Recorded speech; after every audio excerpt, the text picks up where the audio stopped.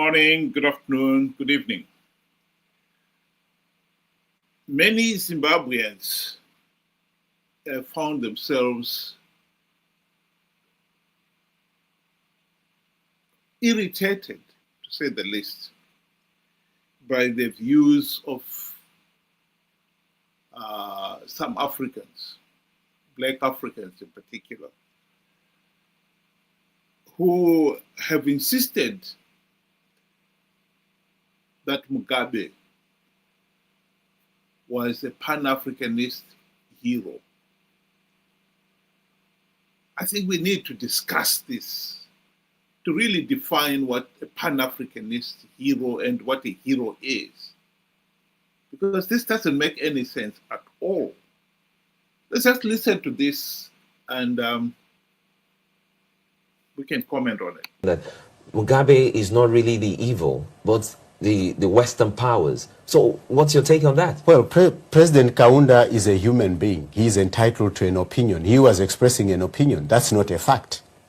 I can express an opinion about Mugabe. Well, Julius Malema said, they told me the same thing a few weeks ago, too, that Mugabe is his hero. Absolutely. And for a lot of Africans, Pan-Africanists, they still see Mugabe as the hero because they don't really understand what is happening with Zimbabwean economy. If you were a Zimbabwean who has no food and used to produce enough food for yourself and to export to other countries, if you were a Zimbabwean whose homestead was burnt during the runoff in 2008, and if you were one of the 200 Zimbabweans who were killed during that runoff, and if you were one of the thousands who had long sleeves, short sleeves, you wouldn't make the conclusion that President Kaunda has made.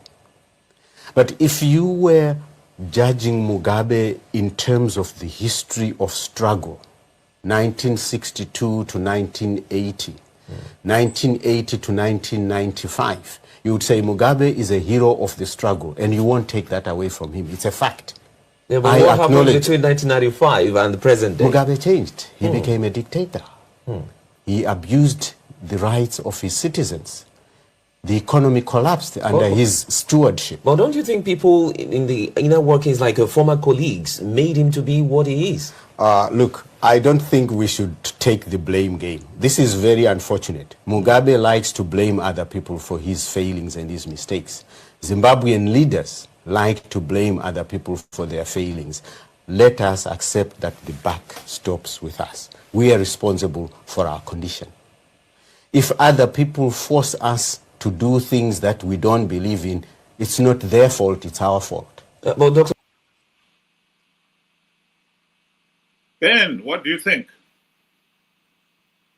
Good day to you and good day to everybody. Thank you for joining us.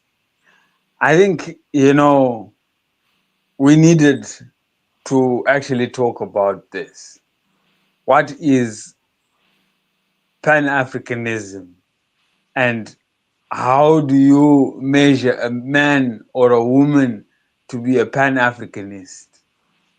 And when we talk of a Pan-Africanist, we're looking at somebody, to me, it's somebody who is pushing for equality, pushing for his fellow man, whether black, as long as you are, an African, you are being, is pushing for your rights, he is putting Africans first.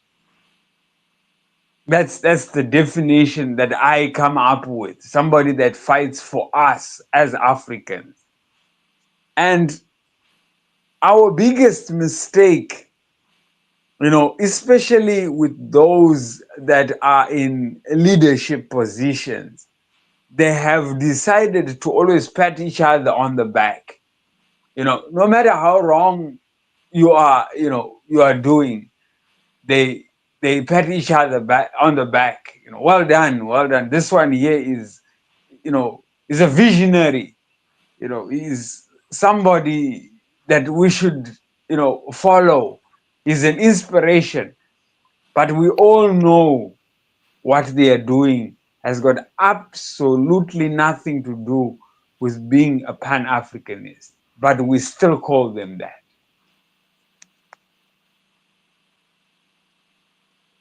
Well, this whole idea of Pan-Africanism started during the slave trade. It was really meant to emphasize this idea that Black Africans were the slaves, and every other African out there should sympathize with them and fight in their corner. And it has been extended to fighting colonialism. And I think this is where maybe some of our fellow Africans have missed the boat. They've been so focused on fighting the white colonialists. It's almost like it doesn't matter what you do to the blacks. In this case, what I'm talking about is a leader like Mugabe.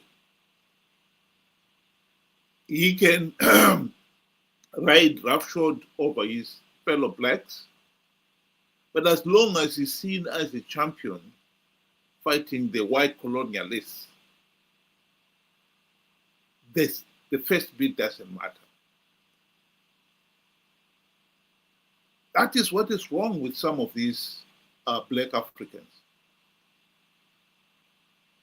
I totally agree with what Dr. Makoni was saying here. If you look at what Mugabe was doing to the blacks, he says Mugabe became a dictator after 1995. I think he was a dictator from the word go. Makoni should know that in 1980, for the elections in 1980, ZANU-PF left a lot of their operatives in the field, and their campaign message was, if ZANU-PF does not win the election, the Bush War would continue.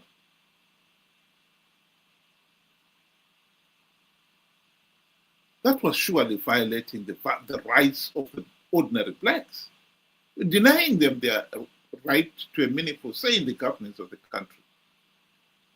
Some people have argued that, it was only a campaign message. 3 years down the line, 1983, ZANU-PF launched the infamous Kukurahundi,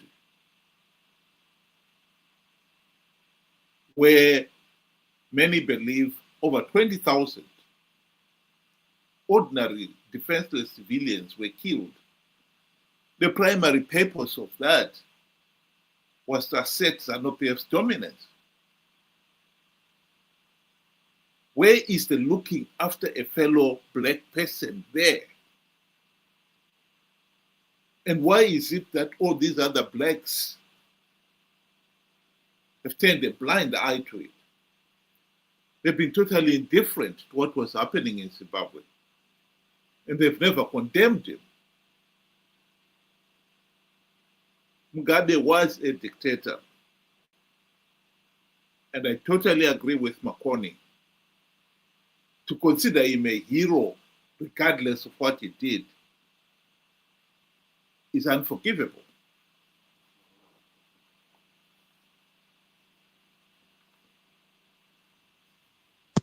You know what I also think, Wilbert, is that our measuring stick is so short. It's practically, right at ground zero.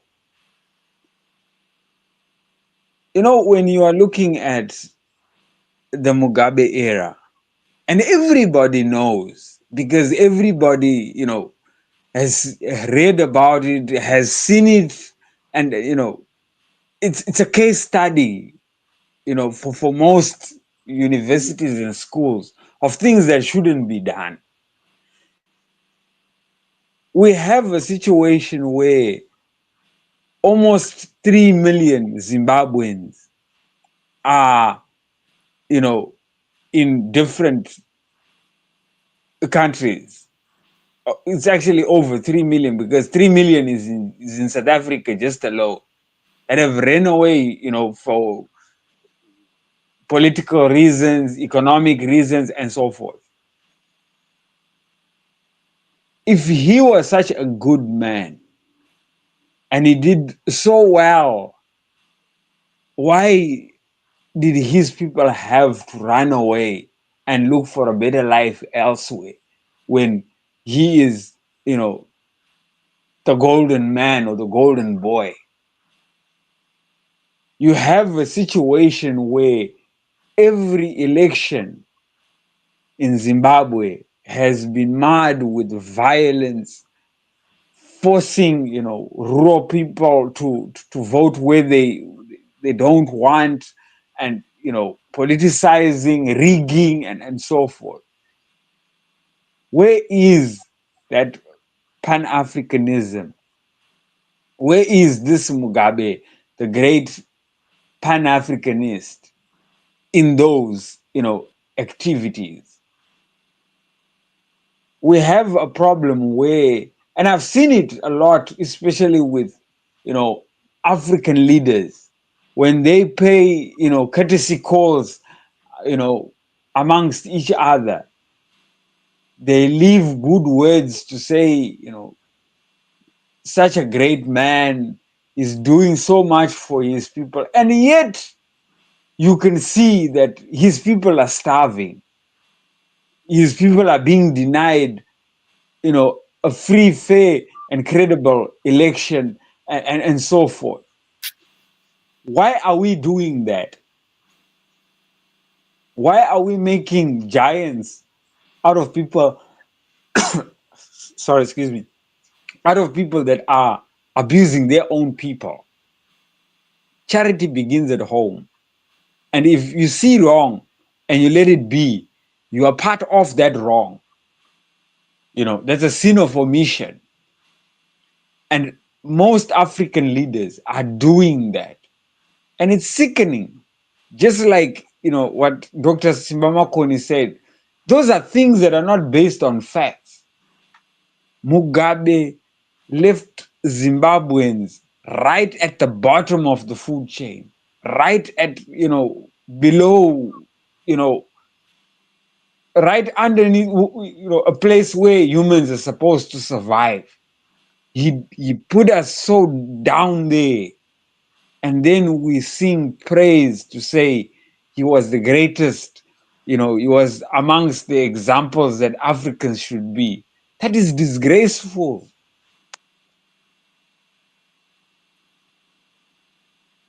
Well, here is Margaret Dongo, one of ZANU-PF's MPs, talking about how ZANU-PF has deliberately kept the overwhelming majority of ordinary Zimbabweans downtrodden. They have wrong priorities, especially the current government. How can you go and build an airport which services a few people, and the majority are the elite and the so-called investors? Look at the rural. I made you come to interview me because I wanted you to have the experience of the roads that we are using. If we go today to our hospital there, you feel pity with that's a hospital in a rural area. If we go to our clinic, you feel pity. We have no piped water here. Do you know the reason why the rural people vote for ZANU-PF? One, they're intimidated. Two, the policy is that the rural people should remain poor and subservient to the government. They should remain poor, because if they remain poor, they continue singing the song for their master. This is why these people have been impoverished. It's for a reason. Because at the moment, if you economic empower these people, they'll go out of hand. ZANU-PF will never have control over them.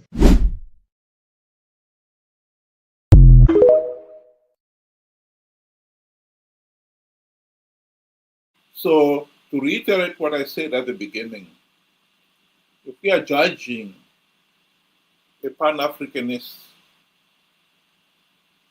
on his fight against white colonial rule, then yes, Mugabe deserves the accolades. But if we judge him on what he did for the ordinary people, he cannot be a Pan-Africanist. How can somebody be a Pan-Africanist when he clearly didn't care about the ordinary people? He is the one who not only left millions of them in abject poverty because of his incompetence, but he caused that by refusing to give those people a meaningful say in the governance of the country. He oppressed them for his own selfish ends. As Margaret Dongu clearly states there, ZANU-PF has kept millions of Zimbabweans in abject poverty for their own political gain. And we already know that during his 37 years in power, Mugabe presided over the murder of over 30,000 at least Zimbabweans for political reasons. How anyone can say he still is a Pan-Africanist beggars belief. Ben, do you want to give your concluding remark? In closing, I would want to say, as Africa as a continent, because we have put the bar so low, it can include even those without merit. If you're going to put the likes of Mandela, the late former president of South Africa, in the same group as, former president of Zimbabwe, the late Mugabe, in the same group, I think that is rather insulting. You have a man that fought and did good for his country. He earnestly did what, you would rightfully qualify and say this was a true Pan-Africanist. And then you have Mugabe, who, because, Africans have decided, to just heap praise amongst each other, no matter how wrong it is or whatever he is doing to his people, and give him that title. I think that is very, very wrong. And I have to agree with you, we are judging because of probably the fight against the West. But what happens after that fight? Because now we are living in the now, and he did very badly.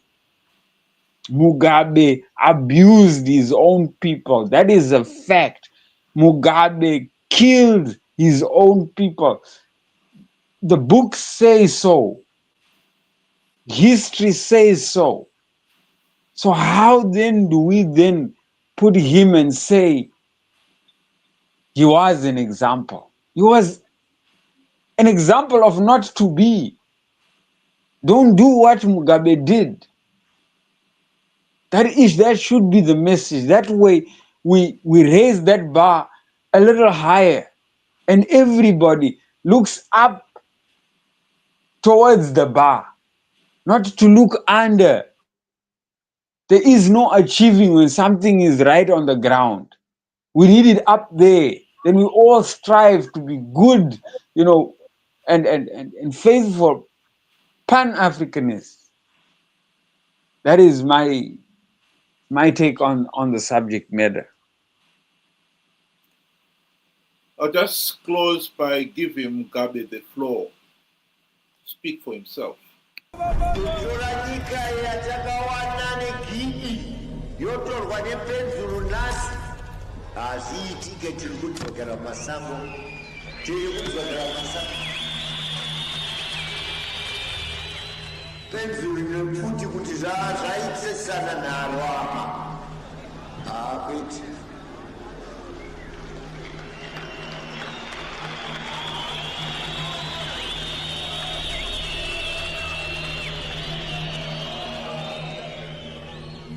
Kana inina katakaisa bairo panapa ndinochikanda pasi ndoti vakomana kwatakabva.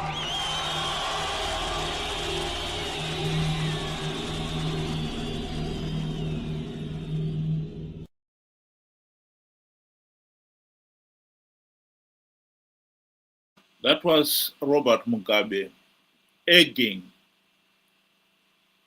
the ZANU-PF operatives, the war veterans, army personnel, CIO, the police,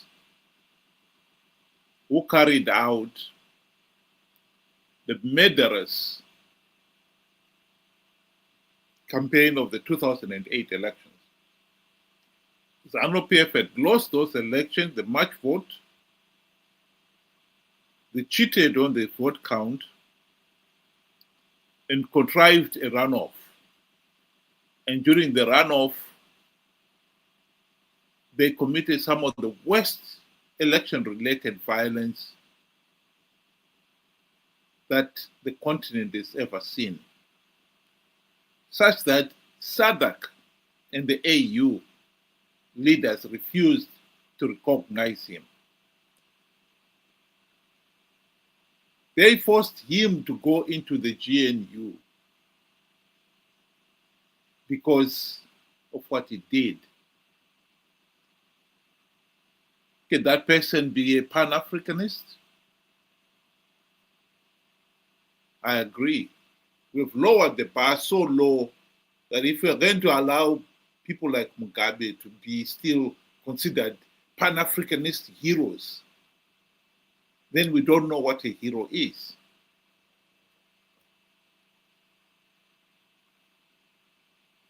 Thank you very much, those who were able to join us today. Hope you'll be able to do it again tomorrow, same time, 7 o'clock UK time, 8 o'clock Zimbabwean time. Have a good night.